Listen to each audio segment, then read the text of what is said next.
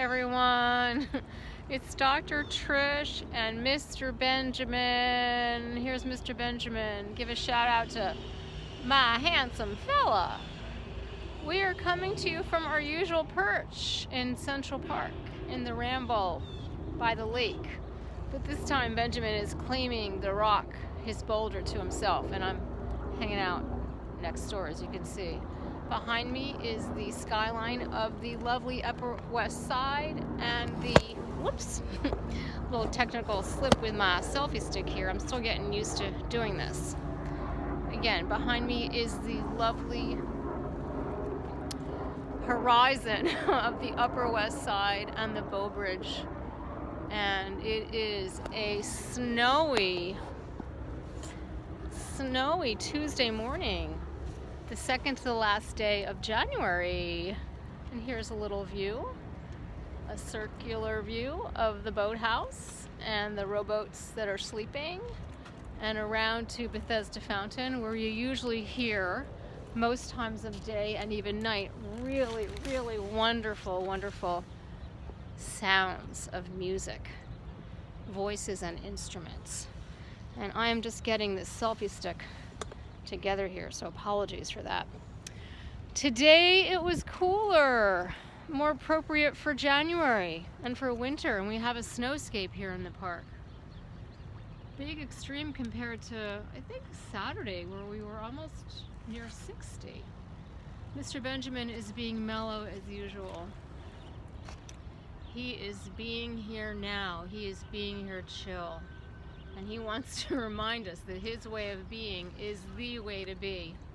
Anyhow, just a couple thoughts to share with you, a couple reflections on being human, navigating being in a body with thoughts and feelings, navigating this journey of life, which can sometimes certainly feel challenging. The state of the world today. And you may have your own challenges as well. Every morning this guy gets me up. It always feels like it's before I'm ready to get up, but he gets me up and he gets me out. He rouses me up and out to the park, and we go and play with his buddies, his furry friends, girls and boys. And he's pretty friendly with humans too. And when we come back every morning, I prepare his his gourmet Benjamin breakfast. He's a really indulged guy, lucky guy. And I usually listen to the radio. I listen to WNYC. If you're a New Yorker, you know that WNYC is our national public radio station that I'm a big fan of. So you know a little bit about my politics just by what I listen to in the morning. So I listen to that while I'm preparing his food. Yes, I am doing a little multitasking. And then I usually check out the headlines in some various newspapers. And then I go to sit. I do a little meditation, which brings me to a place of ease and place of peace after some of those headlines and those radio reports can be sometimes challenging to listen to. There's so much going on in the world today. There's so much everywhere, so much strife, so much suffering outside of us. It can often feel challenging to find the inner peace inside us. So anyhow, before I actually went to finally sit, I took a peek on my cell phone, I must confess. It spends a lot of time near me, but I also try to have healthy distance from our relationship, from our electronic relationship. And I happened upon a lovely post that somebody shared. And the notion of the post was, can we be more like the Buddha in spite of what's going on in the world? Can we be more like the Buddha? So there's so much unrest, there's so much suffering, there's so much struggle outside of us, around the world, across the globe. It's hard not to be affected by it. But can we cultivate a little peace within amidst all of that? Can we cultivate a little peace within amidst all of that?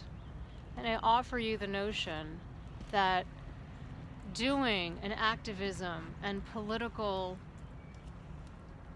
expression is so important, especially in this day and age.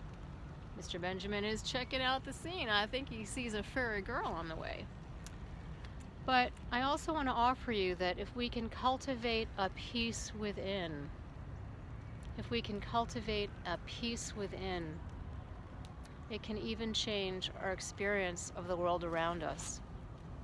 And what I'm about to say may be a huge stretch, but the doctor in me is always trying to entice you, seduce you with science to give validity to the statements I'm making.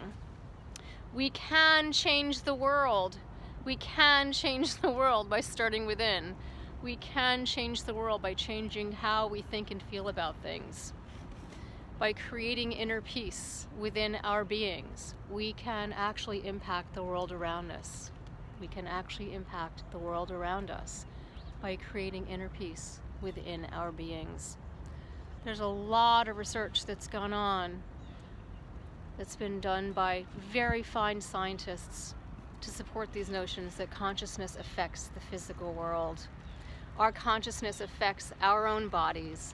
Our consciousness, our thoughts and feelings affects our bodies. Our consciousness, our thoughts and feelings affects others around us. And our consciousness, our thoughts and feelings can actually have an impact upon events, circumstances, and situations in the world. So, if you beg to differ, or if you want some more of that verifying research, please reach out to me. I'm happy to share more of it in another video or in a post. I've talked about it before and written about it before. But for now, let me just leave you with this notion. If this old world of ours is getting you down, find a boulder in the park to hang out on like Benjamin, and find a moment to stop and pause and breathe. And breathe. And exhale. And find a little peace inside yourself. It'll help you shift how you experience all that's going on in the world outside of you. It'll help you shift all that's going on in the world inside of you. And believe it or not, it can affect other people around you and circumstances and situations around you. So signing off from our boulder, we support you finding your own boulder, your own special place to hang, like Mr. Benjamin. He would prefer to listen to probably Jimmy Cliff and Bob Marley in the morning rather than even WNYC, but that's just where we are right now. Sending much love and light to you all. May you find a little inner peace today amidst the world's doings. Ciao, ciao.